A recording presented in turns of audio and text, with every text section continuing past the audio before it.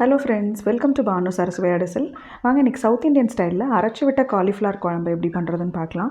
இது சாதத்துக்கு நல்ல ஏற்ற சைட் டிஷ். இது நல்லா பிசைஞ்சு சாப்பிட்றதுக்கு நல்லாயிருக்கும். கொஞ்சம் கறி குழம்பு டேஸ்ட்லேயே இருக்கும் இன்றைக்கி. இது நான் ஒரு காலிஃப்ளவரை எடுத்து நான் மஞ்சள் போட்டு சுடுதண்ணியில் வச்சுருக்கிறேன். பட்டை கொஞ்சம் எடுத்துக்கலாம், கிராம்பு, கசகசா, சோம்பு எடுத்துக்கலாம். மிளகாத்தூள் 1.25 டேபிள் ஸ்பூனு, தனியா 2 டேபிள் ஸ்பூன் பவுடர் எடுத்துருக்கிறேன். கொஞ்சம் மஞ்சத்தூள், அதுக்கப்புறம் தேங்காய், சின்ன வெங்காயம், பூண்டு, கருவேப்பிலை, தக்காளி ஒரு 3 தக்காளி எடுத்துருக்கிறேன். கொத்தமல்லி தழை ஃபைனலாக போடுறதுக்காக. இப்போது இதை நம்ம ஒரு சின்ன வாணலியில் நம்ம இதில் வதக்கி அரைக்கிறதுக்கான இது நம்ம ரெடி பண்ணிக்கலாம். அதுக்கு 2 டேபிள் ஸ்பூன் நான் எண்ணெய் ஊற்றிக்கிட்டேன். அதில் இந்த ஃப்ரெஷ் ஸ்பைசஸ் போட்டுக்கலாம். கசகசா, சோம்பு, பட்டை, கிராம்பு இதை போட்டுட்டு நம்ம சின்ன வெங்காயம், பூண்டு, கருவேப்பிலை இதெல்லாம் போட்டு நல்லா வதக்கி எடுத்துக்கலாம். இதுக்கு சின்ன வெங்காயம் போட்டோன்னா நல்ல டேஸ்ட் இருக்கும். இதை நல்லா நம்ம எண்ணெயில் வதக்கி எடுத்துக்குவோம்.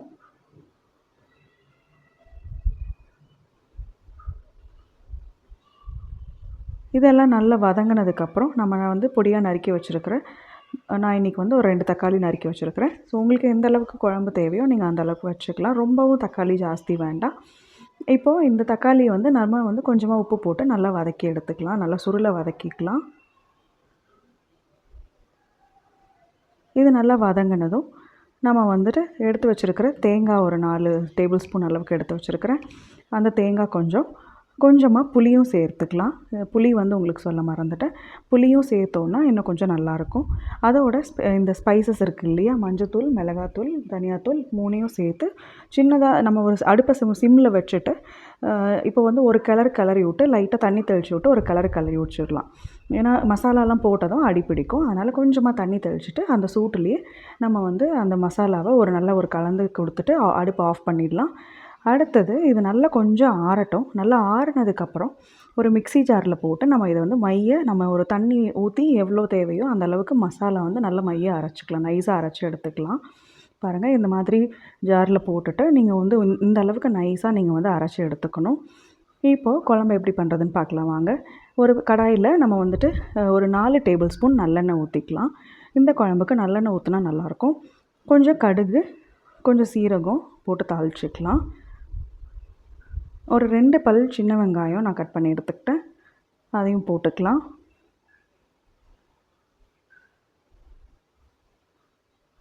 இந்த காரக்குழம்புக்கெல்லாம் நம்ம எப்போவுமே கடுகு தாளித்ததுக்கப்புறம் சீரகம் கொஞ்சம் போட்டோம்னா நல்லாயிருக்கும் மணமாக. இப்போ இது ஓரளவுக்கு பொரிஞ்சு வந்ததும் கொஞ்சமாக கருவேப்பிலையும் சின்ன வெங்காயத்தையும் போட்டு இதோட தாளிச்சிக்கலாம் நம்ம. இப்போது நம்ம சுடுதண்ணியில் போட்டு வச்சுருக்கிற காலிஃப்ளவர் இருக்குது இல்லையா, அதை நம்ம இதில் போட்டு நல்லா வதக்கி எடுத்துக்குவோம். ஒரு 2 நிமிஷம் அதை நல்லா அந்த எண்ணெயிலே வதங்க விடுவோம். இப்போ நம்ம சுடுதண்ணியில் ஒரு 10 நிமிஷம் போட்டு வச்சுருக்கிறனால அது ஓரளவுக்கு ஒரு 1/4 வேக்காடாவது வெந்திருக்கும். அந்த இறக்கி வச்சுட்டு நம்ம சுடுதண்ணி காய்ச்சி இறக்கி வச்சு தான் நம்ம அந்த காலிஃப்ளவரை போட்டு கொஞ்சம் நேரம் விடுவோம், அந்த பூச்சியெல்லாம் வெளியே வர்றதுக்காக. ஸோ அதை க்ளீன் பண்ணுறதுக்காக போட்டிருக்கிற சமயத்தில் அந்த சுடுதண்ணியில் நம்மளுக்கு கொஞ்சமாவது வேக்காடு இருந்திருக்கும், ஒரு 1/4 வேக்காடு இருக்கும். இப்போ கொஞ்சம் நம்ம வதக்கிறதுல கொஞ்சம் வேகும். கொஞ்சம் தேவையான உப்பு, குழம்புக்கு தேவையான அளவுக்கு உப்பு போட்டு நம்ம அந்த காயை வதக்கி விட்டுக்கலாம். தட்டை போட்டு மூடி நல்லா வதங்க விட்டுக்கலாம்.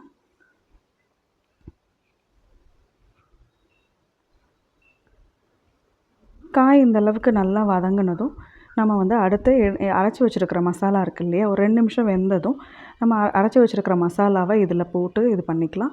அதுக்கு முன்னாடி நம்ம கொஞ்சம் இன்னும் கொஞ்சம் வேகலை அப்படின்ற பட்சத்தில் நம்ம கொஞ்சம் தண்ணி ஊற்றி நம்ம வேக வச்சுக்குவோம். இதை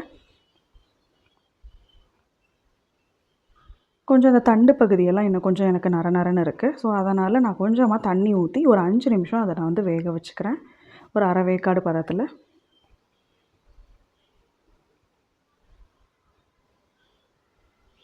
தட்டு போட்டு ஒரு கொதி வர அளவுக்கு நம்ம வேக விட்டுக்கலாம். இந்த சமயத்தில் அந்த மசாலாவையும் எடுத்து நம்ம அடுத்ததாக சேர்க்க ரெடி பண்ணிக்கலாம். அந்த மசாலாவும் ஊற்றிட்டு அதோட அந்த மிக்ஸி ஜார் கழுவி அந்த தண்ணியும் சேர்த்து ஊற்றிக்கிட்டேன். ஏன்னா அது கொஞ்சம் மசாலா கெட்டியாக இருக்கும். நமக்கு எந்த அளவுக்கு குழம்பு தேவையோ அந்த மிக்ஸி அரைச்ச ஜார்லேயே நம்ம கொஞ்சம் அதெல்லாம் நல்லா கழுவி ஊற்றிட்டு அந்த மசாலாலாம் சேர்த்து நல்லா கழுவி ஊற்றி அதையும் சேர்த்து அப்படியே வச்சு கலந்து விட்டுக்கலாம்.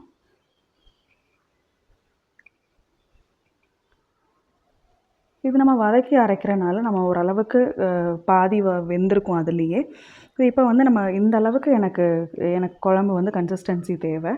ஸோ எடுத்து எடுத்து ஊற்றி சாப்பிட்ற அளவுக்கு எனக்கு வேணும் சாதத்துக்கு. அதனால் இந்த மாதிரி எடுத்து ஊற்றி வேகிற அளவுக்கு, அதாவது காயும் கொஞ்சம் வேகணும், நம்ம காலிஃப்ளவரும் கொஞ்சம் வேகணும், குழம்பும் அதே அளவில் நம்ம எடுத்து ஊற்றி சாப்பிட்ற அளவுக்கு இருக்கணும். ஒரு 5 நிமிஷம் வேக விட்டிங்கன்னா இந்த மாதிரி நல்லா கொதிஞ்சு வரும். இந்த சமயத்தில் நம்ம வந்துட்டு இந்த கொத்தமல்லி தழை வச்சுருக்கோம் இல்லையா, கட் பண்ணி அதையும் நம்ம போட்டுட்டு ஒரு கலரி விட்டு இறக்கினோன்னா நம்மளுக்கு அரைச்சி விட்ட காலிஃப்ளவர் குழம்பு ரெடிங்க. இதை நீங்கள் சாதம் சுட சுட வச்சு இதுக்கு வந்து நல்லா பிசைஞ்சு சாப்பிட்றதுக்கு அவ்வளோ டேஸ்ட்டாக இருக்கும். எப்படி இருக்குன்றத செஞ்சு பார்த்துட்டு எனக்கு கமெண்ட்ஸில் சொல்லுங்கள். தேங்க்யூ.